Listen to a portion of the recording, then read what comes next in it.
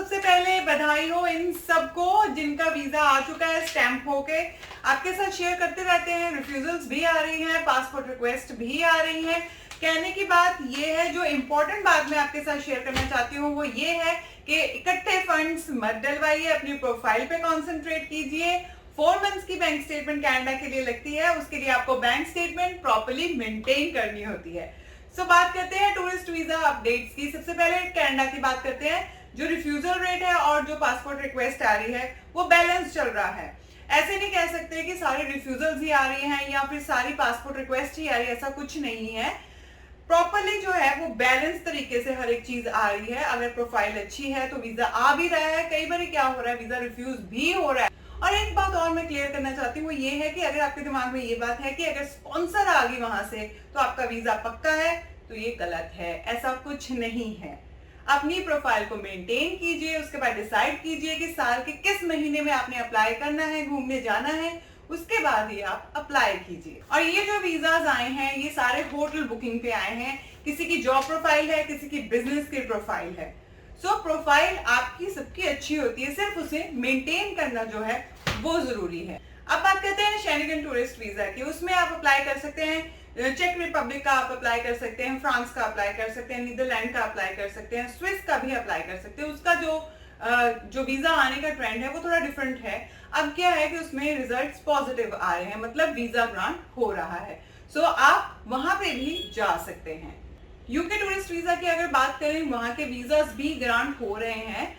बात घूम फिर के एक ही आती है कि आपकी प्रोफाइल जो है वो अच्छी होनी चाहिए और इकट्ठे पैसे नहीं डलवाने हैं। बार बार यही बात इसलिए समझाते हैं क्योंकि आपके पास जो बैलेंस है, बैंक बैलेंस अच्छा है, हर एक प्रोफाइल आपकी जो है परफेक्ट है, बट जब आप उसमें इकट्ठे पैसे डलवा के वीजा अप्लाई करते हैं, दैट्स रॉन्ग। उसमें आप गलती कर देते हैं। अगर आपने पैसे डलवाए भी हैं तो एटलीस्ट 4 to 5 मंथ्स वेट कीजिए। 4 महीने की, 3 महीने की, 6 महीने की बैंक स्टेटमेंट लगती है। अलग अलग कंट्रीज की मैं बात कर रही हूँ। नेक्स्ट बात करते हैं ऑस्ट्रेलिया टूरिस्ट वीजा की। ऑस्ट्रेलिया आप अप्लाई कर सकते हैं। वहां पे अभी क्या है कि ऑस्ट्रेलिया के लिए जो फाइल्स लग रही हैं वो कम लग रही है टूरिस्ट वीजा की। मोस्टली कनाडा और शेनिगन की फाइल्स ज्यादा लग रही हैं, साथ में यूके की फाइल्स भी लग रही हैं। बात करते हैं ट्रैवल हिस्ट्री की। कईयों के दिमाग में होता है कि ट्रैवल हिस्ट्री अगर बनानी है तो कौन सी कंट्री के लिए जाएं। उसमें आपको क्लियर कर देती हूँ। सपोज अगर आप 10 दिन के लिए या हफ्ते के लिए जा रहे हैं तो कोशिश कीजिए जिस कंट्री का, फॉर एग्जांपल अगर मैं बताती हूँ आपने दुबई घूमने जाना है तो पूरे 7 दिन आप दुबई में मत लगाइए। दोहा कतर जा सकते हैं आप, उसके आसपास देखिए और कौन सी कंट्रीज हैं जिसको आप कवर कर सकते हैं। अब जैसे अगर आप थाईलैंड जा रहे हैं, थाईलैंड के साथ आप मलेशिया इंक्लूड कर सकते हैं, सिंगापुर इंक्लूड कर सकते हैं, कंबोडिया, वियतनाम, अलग अलग जगह हैं।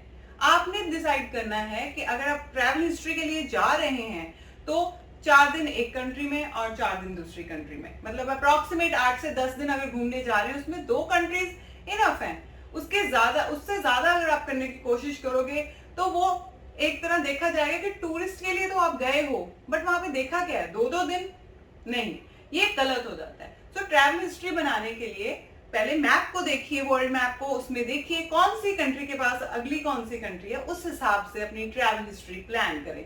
रशिया जा सकते हैं, इजिप्ट जा सकते हैं, साउथ अफ्रीका जा सकते हैं, अजरबैजान जा सकते हैं, दुबई के लिए कतर जा सकते हैं, सऊदी जा सकते हैं, बहुत सारी कंट्रीज हैं। Even out of the box अगर हम बात करें, डिफरेंट कंट्रीज ट्राई कीजिए। उसमें क्या क्या हो सकता है, उसमें जापान है, साउथ कोरिया है, ये भी कुछ कंट्रीज हैं जहां पे आप जाएंगे, आपकी ट्रैवल हिस्ट्री इंप्रूव होगी। देखना शुरू कीजिए, वर्ल्ड मैप को देखना शुरू कीजिए, कौन सी कंट्री कहां पे है, उसके आसपास कितनी कंट्रीज हैं, उसके बाद ट्रैवल हिस्ट्री अपनी प्लान कीजिए। ये थे टूरिस्ट वीजा अपडेट्स आपके लिए। अपनी प्रोफाइल पे खुद सोचिए, समझिए, उसके बाद अप्लाई कीजिए। Thank you.